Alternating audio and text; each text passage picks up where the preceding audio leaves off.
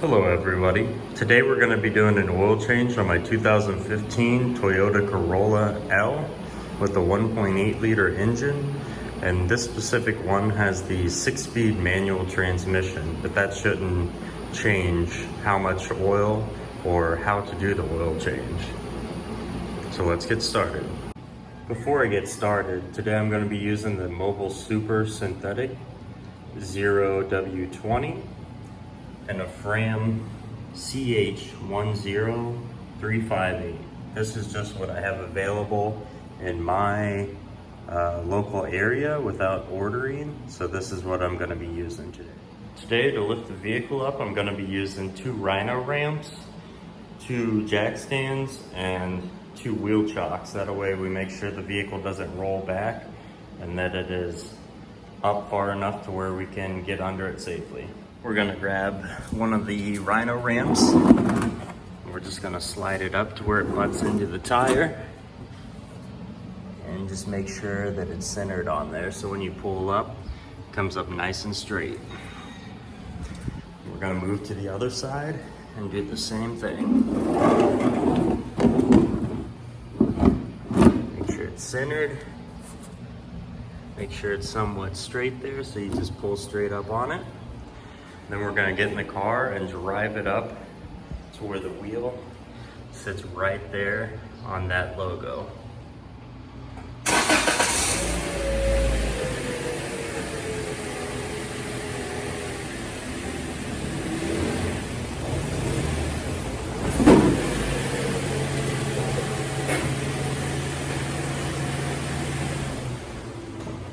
Now that we have the vehicle up on the ramps, we need to place our jack stands.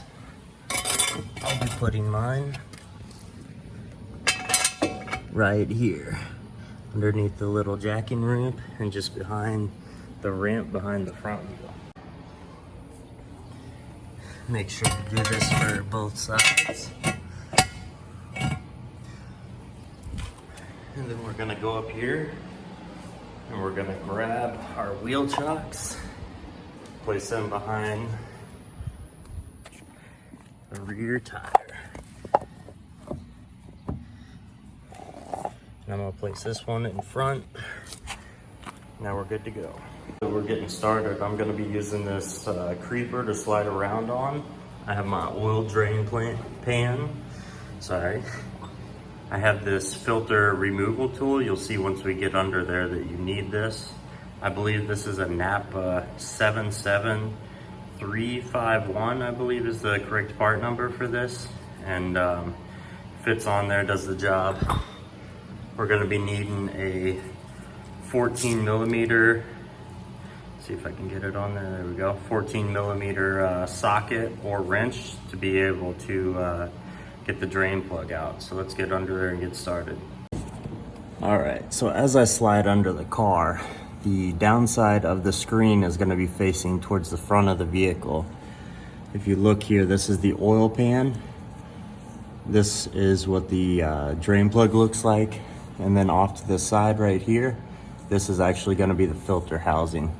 So we need to either pop off this little locking lug here, or the tool will actually compress that a little bit. And we'll be turning this off, and the filter is housed inside of this piece right here.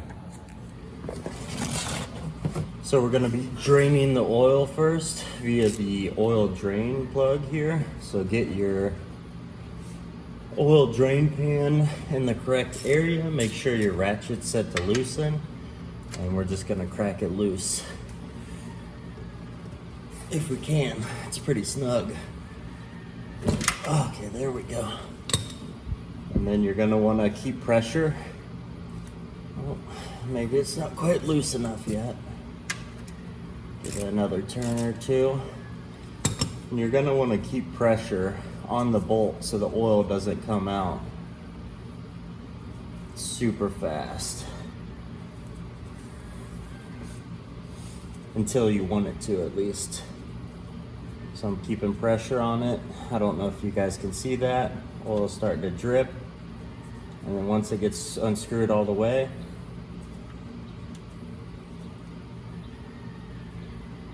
I'll just let it out.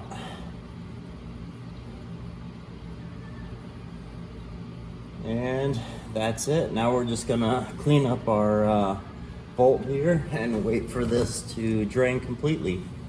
Now that the oil's down to a slow drip, I'm gonna make sure that the gasket's still on the bolt here, and I'm gonna put the bolt back in, ensuring that we don't cross thread it. That's the most important part. And I'm just gonna finger tighten it until it's snug. And I'm gonna take my socket and tighten it down. I believe it's 25 inch-pounds on this. Don't quote me on that. I'm basically just gonna make sure that it's a little snugged up on there. And one thing I always do is I'll clean that area. The important thing about cleaning the area around the bolt is, for one, it doesn't collect dirt and grime underneath your vehicle. Also, if you ever do have an oil leak around that, you'll be able to tell because there will be oil present around that drain bolt. Now we're gonna move on to taking this filter off. See if I can get a good view. Basically, this tool slips on the outside of it, and we should just be able to crank on it and loosen it up. I'm not gonna be able to do it with the camera, so I'll have to show you guys after. All right, so that filter housing was actually quite a bit tighter than I thought it would be. As you can see, it's there with the tool, and that's what it looks like whenever the filter housing is out. You're gonna wanna make sure the gasket for the housing is not stuck up in there. And we're gonna wait for that to drain while I show you how to put the new filter in there. All right, so to change the filter out, I'm gonna take the new filter out of the box here, along with the O-ring. And I'm gonna try and get the old O-ring off here. I'm actually gonna get a little flathead screwdriver to help me pull that off, because it's soaked in oil and it's pretty slippery. So once I pull that off, I'm just gonna put it in the box for now until I can properly dispose of it. And I'm gonna do the same thing with the old filter here. And I'm gonna clean up around the housing, around the outside, check for any damage. The inside looks pretty good. As you can see, it's got this inner piece here as well. Then I'm gonna take the new frame filter. As I was saying, this is CH10358. Actually, let's just compare it while we have them out. They're both roughly the same height there. Look like they're the same dimensions. So it should be good to go. I'm gonna place this one in there, and it snaps in a little bit. And it shouldn't matter which way you put it in, but I'm gonna put it in there, it snaps in.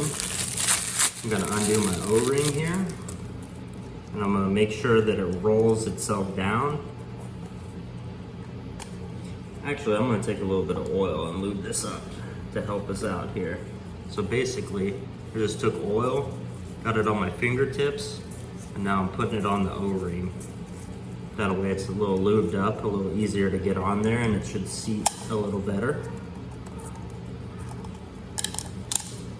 And just gonna roll it down and make sure it's seated here in the groove where it's supposed to be all the way around.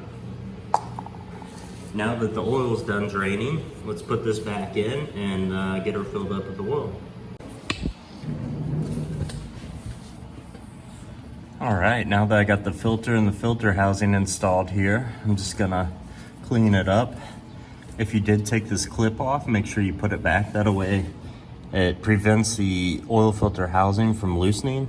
And basically on this, I just snugged it up to where it was a little tight. I didn't put a lot of pressure on it because it was actually really tight when I went to take it off. So clean that area up. That way it looks nice and good. And now we're gonna put oil in it.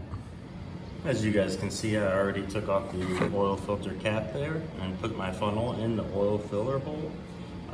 This model here is supposed to hold 4.4 quarts, and that's with the filter change as well. So we're gonna fill it up just over 4.5 quarts roughly, and we're gonna check the oil level after we get the vehicle level, because right now it's up on the ramps.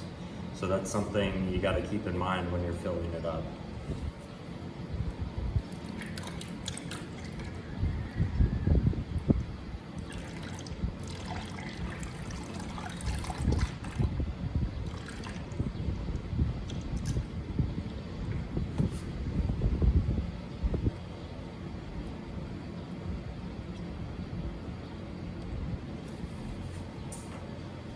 So this oil, with it being a lighter weight viscosity, it flows pretty fast. That should be roughly 4.4 to 4.5 quarts. So now we're going to put the cap back on. We're going to check the oil level, and then we're going to back it off here and check the actual oil level after it sits for a couple minutes. All right, so now that we have the cap back on, it's sat for a minute so the oil can run down. We're gonna check it right here at the front of the engine cover. It's gonna be this long dipstick with the yellow tip on it. So first you're gonna wanna wipe it off. You'll put it back in, and then when you pull it out, you can check the oil level. I don't know if you guys can see that or not, but it says they're good to go. Maybe a little over halfway full from what I'm reading here, but the oil actually hasn't settled completely. So we're gonna back it off the ramps here and see if we can get a more accurate reading. Just remember, before backing it off the ramps, you have to grab your wheel chocks and both of your jack stands.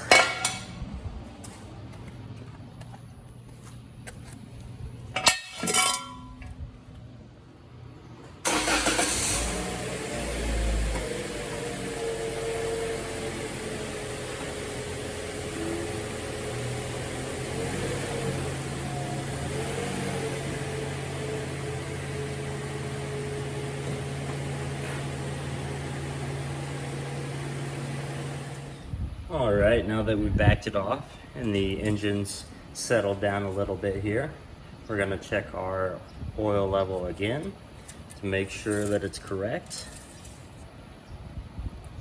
And I don't know if you guys can see it or not, but it's just below the halfway point, in between the two dots there. Let me try.